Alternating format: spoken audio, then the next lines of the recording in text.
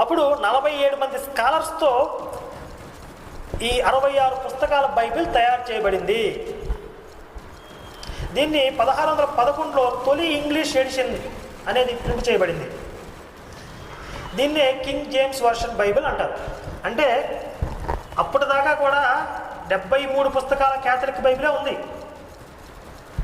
ఇంకా orthodox Bible, charismatic Bible ఇలాంటి Bibles ఉంటే ఉండొచ్చు. ప్రొటెస్టెంట్ బైబిల్ అనేది అసలు అప్పటిదాకా లేదు. 66 పుస్తకాల బైబిల్ ఎప్పటి నుంచి అమల్లోకి వచ్చింది?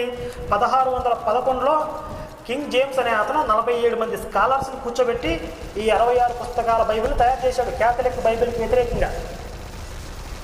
అదే ప్రపంచంలో మొట్టమొదటి ప్రొటెస్టెంట్ బైబిల్ 1611లో తయారు చేయబడిన ఇంగ్లీష్ బైబిలే. దాని నుంచే మిగిలిన భాషల్లోకి ప్రొటెస్టెంట్ బైబిల్స్ అనేవి అనువాదం అయ్యాయి. ఇది బేసిక్ నాలెడ్జ్.